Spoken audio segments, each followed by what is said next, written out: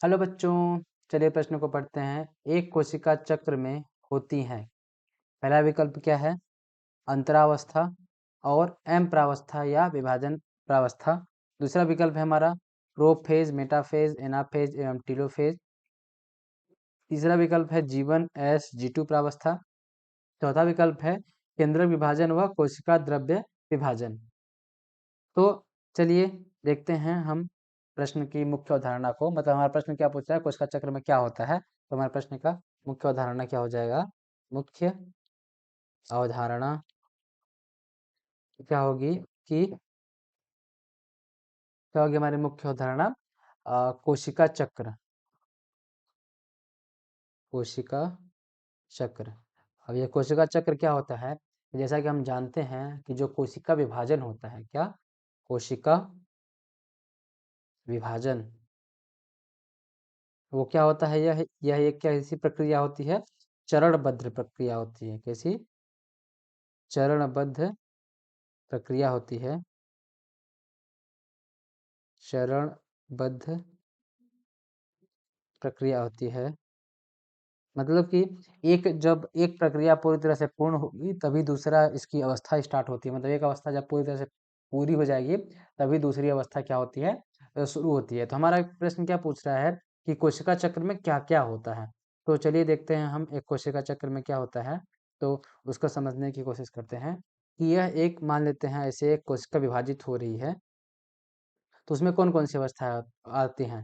तो हम इसको ऐसे इन भागों में ऐसे बांट लेते हैं, कौन कौन सी अवस्थाएं आती हैं। तो ये क्या होता है हमारा? इस तरीके से क्या होता है? कोशिका विभाजन होता है। क्या होता है? कोशिका विभाजन को हम इस तरीके से समझेंगे। तो देखिए, जो सबसे बड़ी अवस्था होती है, ये क्या होता है? यह एक सबसे बड़ी अवस्था होती है। कौन सी अवस्था?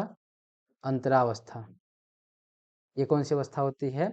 ये जो पूरी अवस्था है यहाँ से यहाँ तक कोशिका विभाजन का, तो ये इसको, यह किस कौन सी अवस्था होती है? यह अंतरावस्था, या इसको हम क्या बोलते हैं? विश्रामावस्था।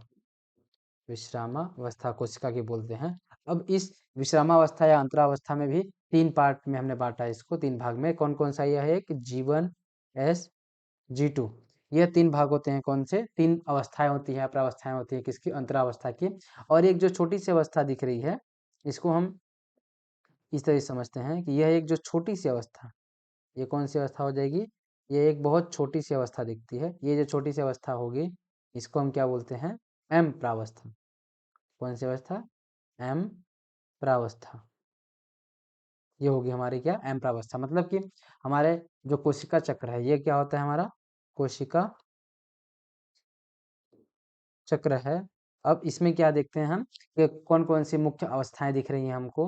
तो हमको इसमें कौन कौन सी अवस्था दिख रही है? एक एम अप्रावस्था दिख रहा है, और दूसरा क्या है? इतनी बड़ी पूरी अवस्था जो इतनी बड़ी दिख रही है हमको, ये क्या है? अंतरावस्था या विश्रामावस्था। अब हम क्या करेंगे? अपने विकल्प को देखेंगे और सही उत्तर को चुनेंगे। तो हमारा पहला विकल्प जो है वो क्या है कि अंतरावस्था। हमारा पहला विकल्प क्या है कि अंतरावस्था या और अंतरावस्था और एम प्रावस्था या विभाजन अवस्था। हाँ, ये सही है।